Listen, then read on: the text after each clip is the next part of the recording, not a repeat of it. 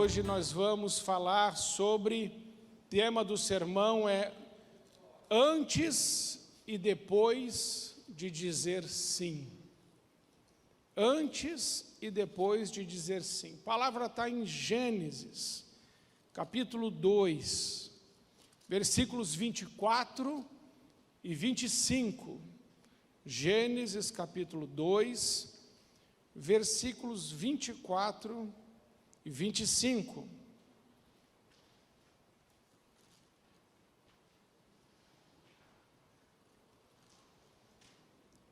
Que diz assim: por isso deixa o homem pai e mãe, e se une à sua mulher, tornando os dois uma só carne. Ora, um e outro, o homem e a sua mulher, estavam nus, e não se envergonhavam. Deixa o versículo 24, capítulo 2, versículo 24. Vamos ler juntos. Por isso, deixa o homem pai e mãe, e se une à sua mulher, tornando-se os dois uma só carne. Amém. A palavra de Deus, o próprio Deus está nos ensinando sobre o antes e o depois de dizer sim, sobre o antes e o depois do casamento. Então essa palavra é para todos, é para o adolescente, é para o jovem, é para quem está casado, porque aqui estão aqueles que ainda não disseram o sim no altar, e também estão aqueles que já disseram sim no altar. E a palavra de Deus é esta: deixará o homem a casa do pai e da mãe, unir-se à sua mulher, serão os dois, serão ambos uma só carne. Então o primeiro princípio que está aqui é o deixará. Amados irmãos e irmãs, nós precisamos entender isso. Quando um homem e uma mulher decidem ingressar no estado do sagrado matrimônio, constituir uma família, fazer uma aliança em Deus, ele vai precisar, antes de ir, unir-se à sua mulher, ele vai precisar deixar o pai e a mãe. Veja que deixar vem antes de unir. E é deixar fisicamente, é deixar emocionalmente, é deixar espiritualmente, é deixar financeiramente. Esse deixar o pai e a mãe é um deixar fisicamente. Então, amados, quando a pessoa decide ingressar num casamento, ela precisa deixar o pai e a mãe, a casa do pai e a mãe, fisicamente. Existem muitas pessoas que casam, mas parece que estão todos os dias na casa do pai e da mãe. Não deixou a casa do pai e da mãe nem fisicamente. Quando você forma uma nova família, essa nova família é essa que você deve cuidar. Você tem que estar presente lá com a sua esposa e depois com os seus filhos. Eles precisam de você. A esposa precisa estar com o marido, com os filhos. Eles precisam de você. Deixará. Existem alguns que ainda estão morando no mesmo terreno do pai e da mãe. Amados irmãos, isso não é saudável. Isso não faz bem. Você morar no mesmo quintal, você morar no quintal do seu pai e da sua mãe, não faz bem. Vai dar problema. Vai dar briga. Vai dar confusão. A palavra de Deus é clara: deixará. Você tem que sair do quintal. Esse negócio de puxadinho não é de Deus. Deixa eu falar aqui do que não é, do que é, deixa eu falar do que não é de Deus. Você tem que falar assim: não é, eu preciso de sair. De preferência uma distância boa, para não ter muitas interferências. Deixará fisicamente, então você precisa procurar o seu lugar. E ali você vai estabelecer a sua família. Mas é deixar só fisicamente? Não, é deixar também emocionalmente. Não adianta você ter uma distância geográfica, mas estar preso emocionalmente. Isso não adianta. Eu vou dar um exemplo. Quando você vai casar, então quem é solteiro presta bastante atenção. Adolescentes e jovens, prestem bastante atenção. Quem já casou, se lascou. Se não sabe, se lascou. E aí vai falar assim, pastor, se eu tivesse ouvido isso antes. Mas vai ouvir agora. Na hora de casar, cada um está vindo com uma mala. Vamos pensar assim, lá na sua casa não tinha lá o jeito que os seus pais funcionam? O jeito do seu pai, o jeito da sua mãe, o jeito de resolver as coisas? Tem ou não tem? Tem. E você morou lá o tempo suficiente para aprender a viver daquele jeito. E para você as coisas certas são as coisas que você aprendeu aonde? Lá com eles. O que você aprendeu com seu pai e com a sua mãe é o jeito? Diga certo. E diga que não é para ver. Vá lá para o seu pai e para a sua mãe dizer que não é para ver. Só que daí você se apaixonou. Olhou para ele ou para ela, e quando você está apaixonado, você vê defeito? Não, a pessoa é um desastre. E você fala assim, mas é uma graça. E o pai e a mãe já estão vendo, mas tá bom. E aí essa outra pessoa que você se apaixonou, ela também não veio de uma família? Aquela família também não tem hábitos e costumes? Sim. E possivelmente não são iguais os da sua família. E até o casamento, pelo menos deveria ser assim, não estão morando juntos. Depois que casa, surpresa, surpresa. E aí você tem duas malas, quer dizer, bagagens. A bagagem de um, da mulher, e a bagagem de outro, do marido. E cada um está chegando com uma mala.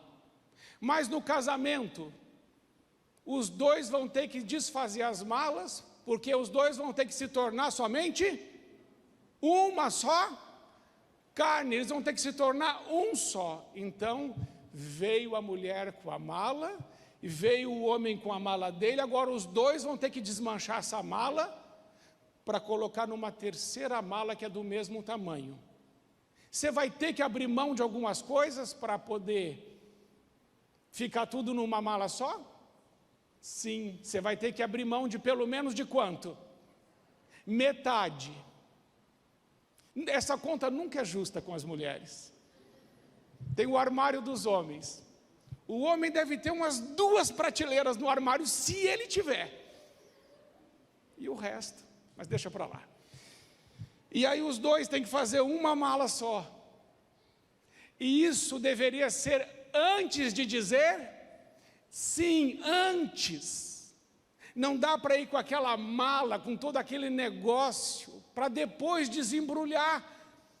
O coitado do homem e a coitada da mulher, quando o cônjuge abre a mala, ela fala, meu Deus do céu, caíram as escamas dos meus olhos, agora você já casou, agora é de Deus. Agora é de Deus. Então, gente, antes de dizer sim, nós precisamos buscar conhecer a história do outro, suas dores, suas mágoas, suas perdas, suas decepções, suas desilusões, a família do outro, como ela é, o que aconteceu, pelo que eles passaram. Eu preciso conhecer a herança espiritual, a bagagem espiritual daquela pessoa com quem eu vou me relacionar.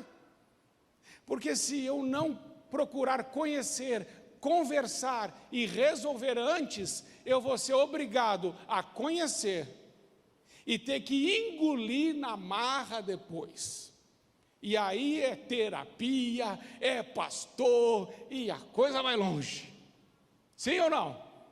Você está olhando para mim pensando assim, eu não posso falar nada porque o meu cônjuge está do meu lado.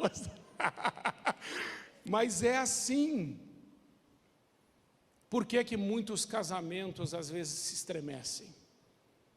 Porque os cônjuges não se conhecem. Eles estão juntos, mas nem conta bancária tem juntos.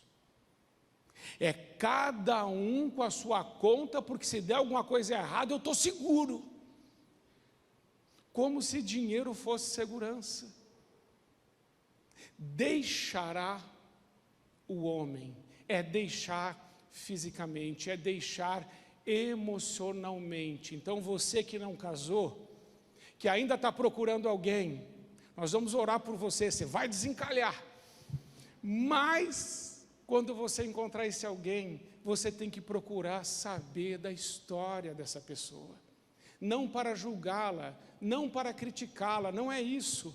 É conhecer para discernir essa história e levar essas mágoas, essas feridas, essas dores, esse desalinhamento com Deus para a cruz, para que quando ingressar no casamento, seja um casamento harmonioso, abençoado, agraciado, cheio de paz, de amor, cheio de alegria, cheio de esperança. Amém? Agora, mas eu já casei, pastor. Cheguei atrasado no seu sermão. Você já casou? Comece agora. Se o seu cônjuge não está sendo a melhor pessoa para você, não se separe dele e dela. Eles têm uma história.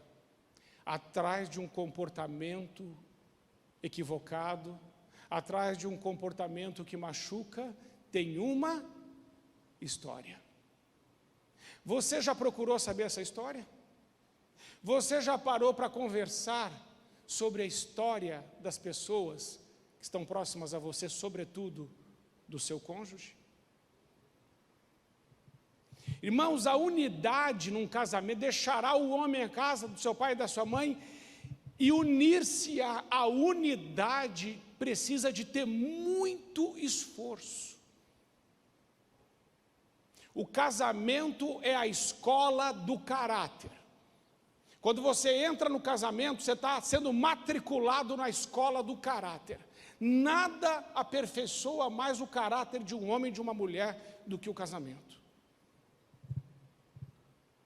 O casamento, na verdade, não é para melhorar o outro. Eu não caso para melhorar o outro. Eu caso e quem precisa melhorar sou eu. O casamento revela muita coisa em mim que não é boa. O casamento mostra para mim muita coisa que eu estou fazendo que não é boa, que machuca, que ofende, que entristece, que frustra, que decepciona o outro. Então eu não posso dizer assim do casamento: ah, pastor, eu já ouvi isso. O cara chegar para mim e falar assim: pastor, essa aqui é a cruz que Deus me deu. Falei: não, a cruz é você. Você. Não é sobre o outro, é sobre você. O casamento, ele revela muito sobre nós. Porque dentro de casa nós somos o que realmente somos. Fora de casa você pode até maquiar. Fora de casa você pode até programar o que você vai fazer. E quando você programa o que você faz, não dá para saber direito quem você é. Sabe quando eu sei quem você é e quando você sabe quem você é? Nas suas reações. Porque reação não dá para planejar, irmãos. Reação é assim, é rápido. Como é que você tem reagido no seu casamento? Como é que você tem reagido nos seus relacionamentos? A sua reação fala muito mais sobre você do que suas ações. As suas reações mostram realmente aonde está fundamentado seus valores, seus princípios. Por isso que a palavra de Deus diz, ali no versículo 24, deixará o homem. Deus não falou assim: deixará o menino a casa do seu pai, deixará o adolescente a casa do seu pai e da sua mãe, Deixará o jovenzinho a casa do seu pai e da sua mãe? Não. A palavra de Deus diz assim: deixará o homem, porque casamento é coisa para homem. Tem muito...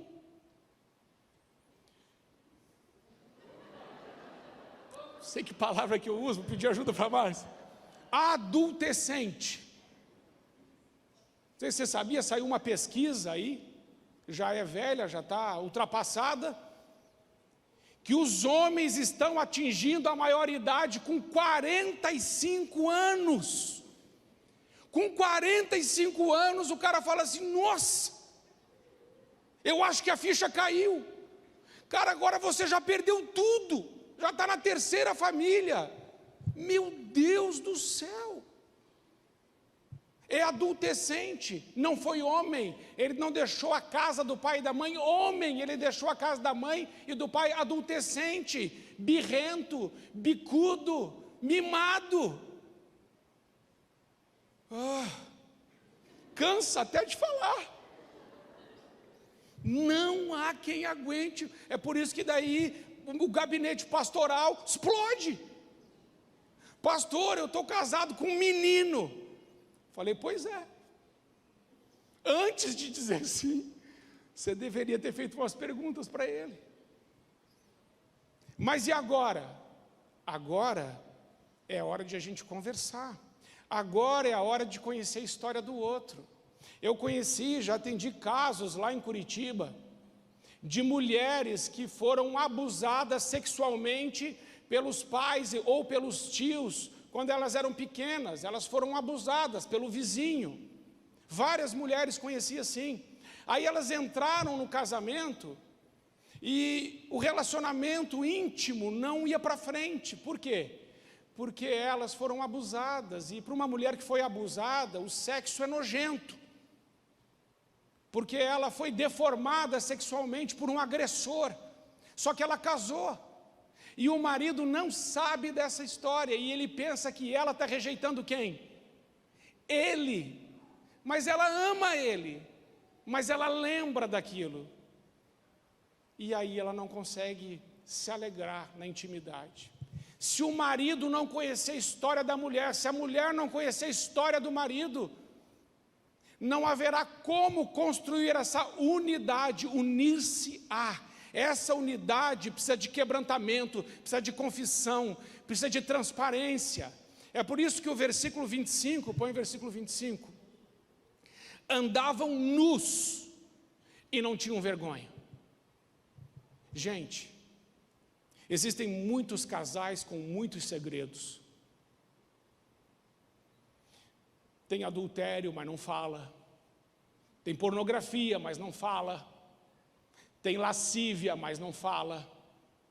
Tem cobiça, mas não fala. Tem ambição e avareza por trás, mas não fala. Não é um ambiente de unidade, porque a unidade pressupõe transparência, nudez. Eu conhecer o outro desnudado, quer dizer, o outro sem nada, sem capa, sem reserva, sem nada escondido. Andavam nus e não tinham vergonha. Está faltando isso nos relacionamentos hoje. Essa honestidade do casal, essa transparência na família. Deus quer isso. Esses segredos de família estão matando as famílias, estão destruindo os casamentos. Sabe por quê? Não há confiança aonde não tem integridade. É a integridade que vai gerar confiança. E é a confiança que vai gerar intimidade. Então não existe intimidade sem integridade, porque a integridade é que gera confiança, e a confiança gera intimidade. Eu não consigo ser íntimo, eu não consigo me desnudar, eu não consigo ser transparente com uma pessoa que não é íntegra, que não me passa confiança. Então, se existe pecado no casamento, ele deve ser confessado. E um cônjuge deve pedir perdão ao outro.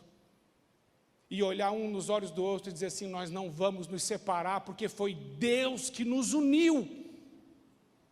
E Ele já pagou o preço desse pecado que está assolando a nossa vida e tentando destruir a nossa família.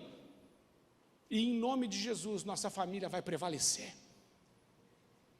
Não importa se hoje você está no segundo, no terceiro, 10º relacionamento. Chega uma hora que você tem que falar assim: agora eu vou viver o que Deus tem.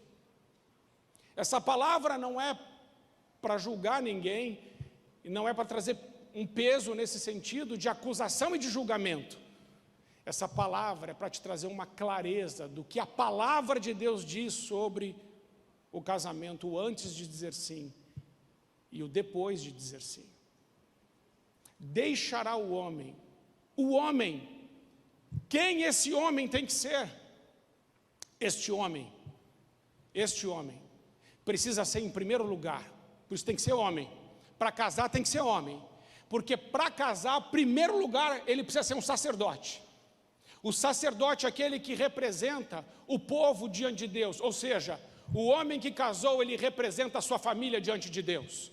Ele leva a sua mulher diante de Deus, ele leva os seus filhos diante de Deus, e ele fala: Senhor, perdoa os pecados da minha família, perdoa os meus pecados, Senhor, abençoa a minha casa, eu estou aqui intercedendo pela minha família na tua presença.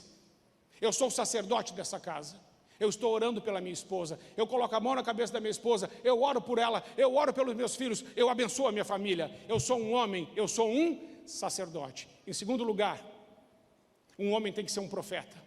O profeta é aquele que representa Deus diante do povo, ou seja, o homem representa Deus na família.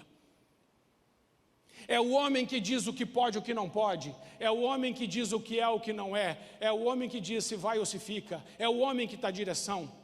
Mas é esse homem também que se levanta contra Satanás e seus demônios, e com tudo que se levanta contra a família e diz assim: na minha casa não vai entrar. Porque eu sou profeta de Deus, e eu profetizo a palavra de Deus sobre a minha casa, e a minha família está guardada e protegida na sombra do Altíssimo, no esconderijo do Todo-Poderoso. Ali está a minha casa, a peste não alcança, o maligno não chega, Satanás não tem chance, porque tem homem de Deus nessa casa.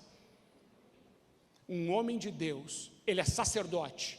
Um homem de Deus, ele é profeta. Um homem de Deus, em terceiro lugar, ele é protetor. Ele protege a sua família. O protetor é o intercessor. É aquele que se coloca diante da sua família e diz: não vai passar, vai parar aqui, porque para chegar na minha família vai ter que passar por mim. Não vai chegar. Eu protejo a minha esposa, eu protejo os meus filhos. O que o senhor faz? Eu sou advogado? Não. O que você faz? Você é médico? Não. Qual é a sua profissão? Isso não vem em primeiro lugar. Em primeiro lugar, eu sou marido da minha esposa. Em segundo lugar, eu sou pai. Em terceiro lugar, eu prego, se der.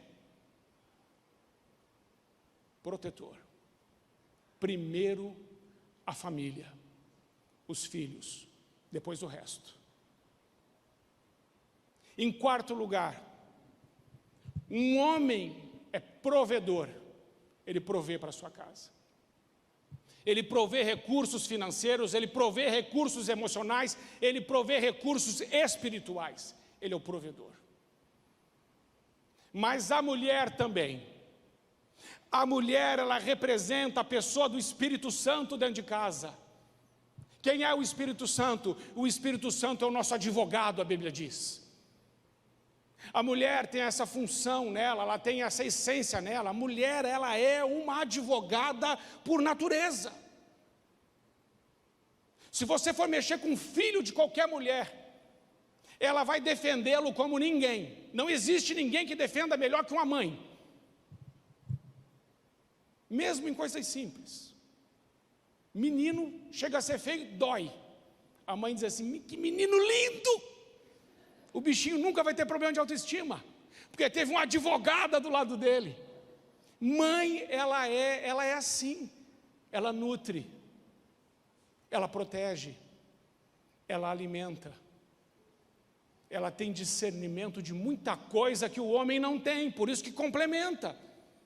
Eu nunca vou esquecer de uma história que o pastor contou. Ele foi comprar um carro junto com a mulher dele. Ele olhou aquele carro, ele falou assim para a mulher dele: amor, eu olhei esse carro, olhei o motor, eu gostei desse carro, vou comprar esse carro. Ela falou assim: não compre. Ele falou assim: mas o que é que você entende de carro? Ela falou: nada, mas de vendedor entendo tudo. Esse cara não é de confiança. Enquanto o homem estava olhando para o carro, para quem a mulher estava olhando? Para o vendedor. Ela falou: sai fora, ele está te enganando. Homem, aprenda a confiar na sua mulher. Deus a colocou do teu lado. A sua mulher é uma bênção de Deus na sua vida. Ouça a sua mulher. Mulheres, posso ouvir um amém? Ó.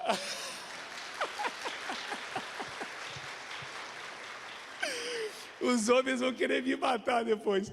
Gente, mas é verdade, é verdade. Quantas vezes o Espírito Santo usa a vida da mulher para alertar o homem, e o homem não dá bola. Ele não fala assim: não, você não sabe de nada. Não, a mulher tem um discernimento que o homem não tem. Ela vê o que um homem não vê. Ela é capaz de enxergar uma coisa que o homem nunca na vida dele vai enxergar. Ou se for enxergar, vai enxergar tarde demais. Eu tenho aprendido a ouvir na minha caminhada a minha esposa: meu Deus do céu, de quantas frias essa mulher já me livrou. Ela é uma bênção na minha vida. E serão uma só carne. Eu quero encerrar aqui, porque nós temos a ceia, eu preciso encerrar 15 minutos antes. E serão uma só carne. Encerrando a mensagem, eu quero dizer a você: o seu casamento, você pode até pensar que foi você que quis tudo assim do jeito que está aí. Deus é soberano. Você nem nasceu porque você quis. Você não nasceu com o cabelo que queria, principalmente eu. Nem com a cor dos olhos. Nem com o biotipo. Você nasceu do jeito que quem quis. Você acha que controla alguma coisa? Você não escolheu nada, você não controla nada, nem eu. O meu pedido a vocês que são casados: por favor, vão diante de Deus e digam: Senhor, nós não controlamos nada, nós não sabemos de nada, nós queremos pedir: Senhor Jesus, encha a nossa casa com a Tua presença. E nós vamos colocar o Senhor em primeiro lugar. Sabe por quê? Tem casa que está uma bagunça. Qual é a solução? Coloque Deus em primeiro lugar, que todas as outras coisas irão para o seu devido lugar. Não adianta querer arrumar tudo e depois vir para a igreja. Ah, pastor, eu estou adulterando, como é que eu vou para a igreja? Eu estou roubando, eu estou mentindo, estou preso na pornografia, ou nas drogas, ou no álcool. Como é que eu vou para a igreja desse jeito? Eu preciso me arrumar primeiro, depois eu vou. Nunca vai conseguir. Porque quando você vem para Deus, Deus muda a sua vida e reorganiza e refaz a sua história. Amém?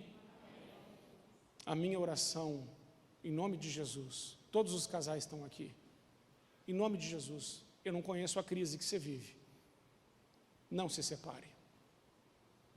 Tira essa palavra do seu vocabulário e coloca perdão.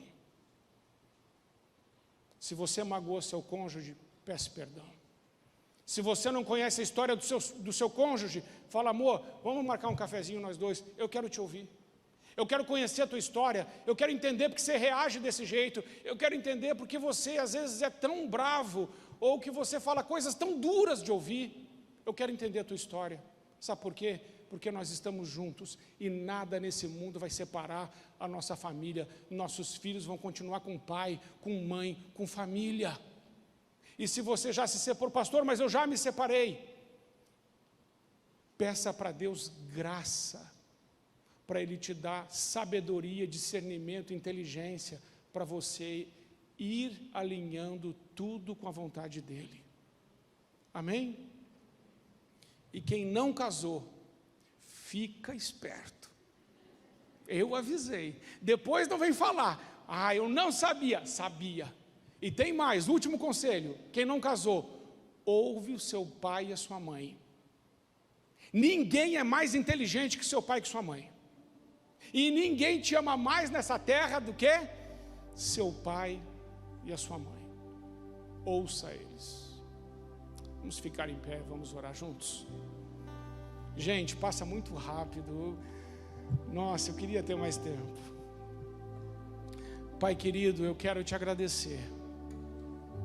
Quero agradecer ao Senhor porque família não nasceu no nosso coração.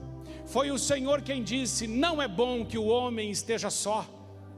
Eu lhe farei uma auxiliadora idônea, uma mulher de caráter, uma guerreira para colocar do lado.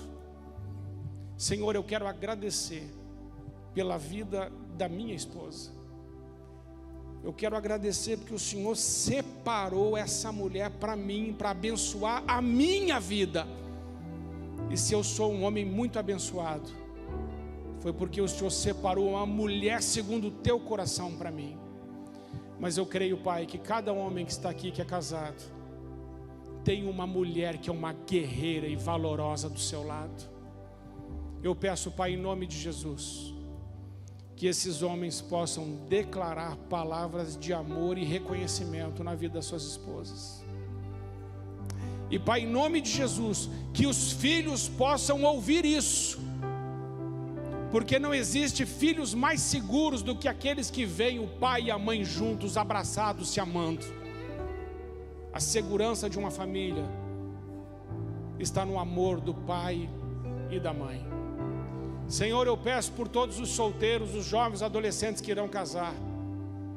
Pai, dá sabedoria aos teus filhos e ensina eles a ouvir o pai e a mãe antes de tomarem qualquer decisão. Senhor, muito obrigado por essa noite. Obrigado, Pai, porque quando a tua presença está no meio de nós, é tremendo. Fica conosco, Senhor, e continua falando conosco, em nome de Jesus. Amém.